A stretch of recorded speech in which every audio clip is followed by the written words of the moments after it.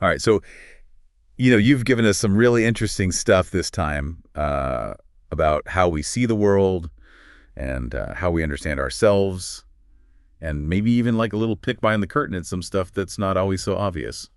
Yeah, definitely. Hey, I mean, looking at the sources you've provided, there's a whole range of ideas here that are pretty thought-provoking. One of the first things that kind of jumped out at me was this whole idea of this ancient philosophy thing about self-mastery. Mm-hmm. And it's like not about believing in stuff, but actually like doing stuff. Right. It's like a practice. Yeah, definitely more like a practice. Yeah, and not about, like looking outside yourself for answers or some kind of magic bullet. It's really interesting how it emphasizes this idea of praxis. It's not just about intellectually agreeing with something, but actually about the experience itself being the teacher. Right. That's something that sets it apart from a lot of, belief systems where it's more about faith or following some external authority. Yeah. This one's saying there's a power within each of us. That becomes accessible through really understanding ourselves. Right. And it even talks about this torus model. Yes. Have you heard about this? Oh, yeah. So it's kind of like this idea of this energetic vortex. Mm-hmm.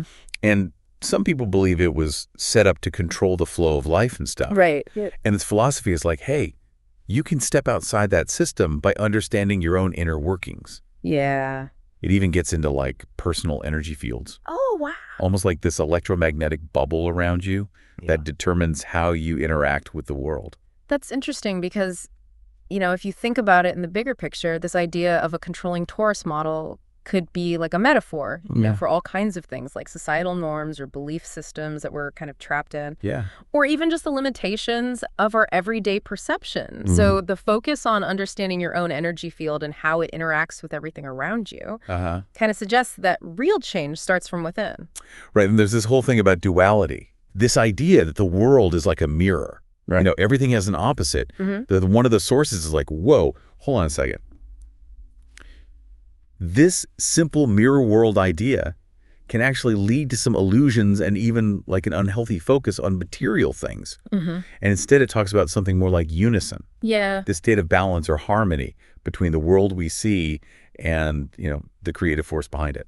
So it's bringing up this really important point about how we interpret what we experience. Right. It's saying that believing in this strict duality where everything is perfectly mirrored, can actually create a distorted perspective.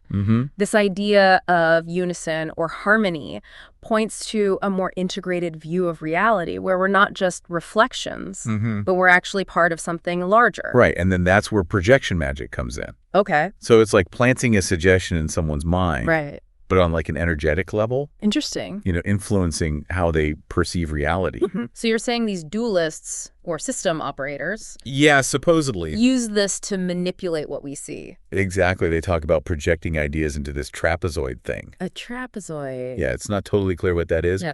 But it seems like it's some kind of focused energetic space where these ideas are channeled through. I see. And then mirrored into our reality using like psychic energy. Okay, so they're using the belief in duality to kind of make people more susceptible to these illusions. Right. It's saying that if you buy into the whole mirror world thing, you might be more likely to fall for these projected illusions. That's fascinating because it suggests that what we believe about reality can actually make us more vulnerable to certain types of influence. Yeah. If we think that the external world is just a direct reflection of what's going on inside us, right, then we might miss other things that are happening. Right. And it gets even wilder because it critiques this duality idea by saying that even our basic senses, oh, wow, like what we see and hear, are giving us an illusionary picture of reality. Really? It even brings up the flat earth debate as like an extreme example I see. of how our minds interpret what our eyes see. Our minds might add or remove information based on what we already believe. So it's saying that if we focus too much on the literal presentation of the world, it leads to a dualistic mindset because of our habits of thinking. Exactly. And that kind of reminds me of Plato's parable of the cave. Oh, yeah. Definitely. Where the prisoners in the cave think the shadows on the wall are real. All right. And this source is saying we might be doing the same thing, mistaking our sensory interpretations for the absolute truth. Yeah, and just like in the parable, this new understanding can be really hard to communicate to people who are still seeing the shadows as reality. And all of this leads to this idea of a non-dualistic or like a whole-minded way of seeing things. Right. So instead of constantly seeing the world in terms of opposites, it suggests we should observe, perceive, and understand things in a more interconnected kind of metaphysical way and focusing on inner balance rather than external reflections. So it's about shifting our perspective away from separating things into opposing categories and recognizing that they're all connected in some way. Right. And then there's this really interesting part about the pentagram and the elements. Oh, okay. So apparently the traditional 4 elements, earth, air, fire, water, are just like a small part of a much bigger picture. What do you mean? The source talks about 18 elements. 18? Yeah, contained within a 19th element called the ether. Wow. Which is seen as like the foundation of everything. So this is going beyond the traditional Western esoteric systems. Yeah. It's suggesting a much more nuanced understanding of how reality is structured. Right. And these 18 elements are even present within our own physical bodies. Interesting. It's like the clothes our spirit wears or something. The inclusion of the ether as this fundamental element kind of echoes ancient philosophical ideas about a unifying substance that permeates the entire cosmos. Right. And speaking of diving deeper into these kinds of subjects, you also mentioned the Pattern podcast, which seems to be all about exploring these less conventional ideas, philosophies, religions, the occult shamanism. Exactly. It sounds like a really interesting place to hear discussions about these alternative perspectives. Yeah, and the fact that a podcast like that exists and has an audience tells us something about a growing curiosity about these alternative viewpoints. Right. A desire to look beyond just the purely scientific or materialistic explanations. And going back to Plato's cave for a second, the source connects that story to shamanic training. Oh, wow. It says the person who escapes the cave and sees the real objects that are casting the shadows is like a shaman gaining spiritual sight or shamanic insight. Interesting. And just like in the parable, this new understanding of the world might be met with skepticism or even hostility by those who are still stuck in the cave. That's a powerful analogy. It highlights the challenge of communicating these non-ordinary experiences to people who are still caught up in their limited perceptions. Exactly. And this brings us to this really fundamental contrast that the sources highlight. The difference between like a science-driven materialistic worldview and the shamanic perspective. Right. So science is focused on what we can observe in our three-dimensional world. Using logic based on our senses. Right. But shamanism sees the universe as like deeply interconnected, influenced by all these invisible subtle forces and operating with a different kind of physics where time and space are more flexible. This tension between the objective, measurable world of science and the subjective, experiential world of shamanism has been a recurring theme throughout human history. Yeah, and it's not just shamanism. The source also talks about how expanded states of consciousness in general can give us access to deeper levels of understanding. Like climbing this ascendant scale of experience can reveal new ways of being at every level, leading to greater insight. This aligns with what's called the perennial philosophy. The idea that there's this fundamental unity underlying all spiritual traditions, and that they all share a similar understanding of how everything is interconnected.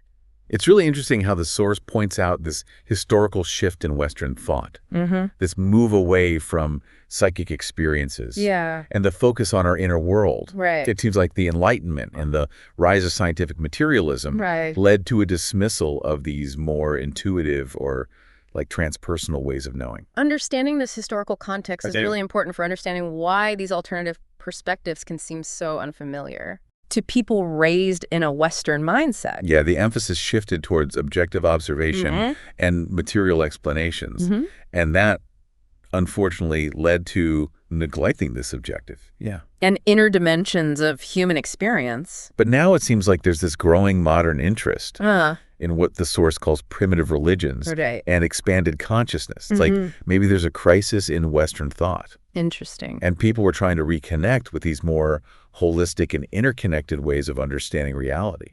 Yeah, it could be that people are recognizing the limitations of a purely materialistic worldview. Right. Especially as we face more and more complex issues in the world. Yeah. Maybe these other ways of knowing, including those that explore expanded states of consciousness and the interconnectedness of all things, can offer some valuable insights. So bringing all of this together, yeah. What are some of the key takeaways or like surprising things that really stood out to you? Well, first, the idea of a self-mastery philosophy. Yeah. That's not just about believing, Why? but about actually doing and experiencing. Yeah. Then there's this argument against the simple duality model, suggesting a more unified or harmonious view of reality, where things aren't just opposites. Yeah. And then we have this really intriguing concept of projection magic and how it might rely on us believing in this mirror world. And maybe most importantly, the idea that our everyday perception might be more of an illusion than we realize. And we can't forget about the shamanic worldview, emphasizing this deep interconnectedness and the influence of subtle energies, which was so well illustrated by Plato's cave. And then finally, this whole back and forth throughout history between these materialistic and more expansive views of consciousness, with a possible resurgence of interest in those expanded states happening now. So given all these different perspectives, how do you think your own understanding of your perceptions and beliefs might start to shift? That's a great question. Could exploring ideas like self-mastery or the nature of illusion offer you new ways of navigating your daily life and the world around you? And what if the universe really is more interconnected than mainstream science often tells us? What could that mean for your sense of agency and how you see your place in the grand scheme of things? This deep dive definitely feels like just the start of a much bigger exploration. Definitely. We encourage you to check out the sources again and maybe even delve into things like philosophy, shamanism, or consciousness studies. It's a fascinating journey. Thanks for taking this journey with us. Absolutely. Until next time.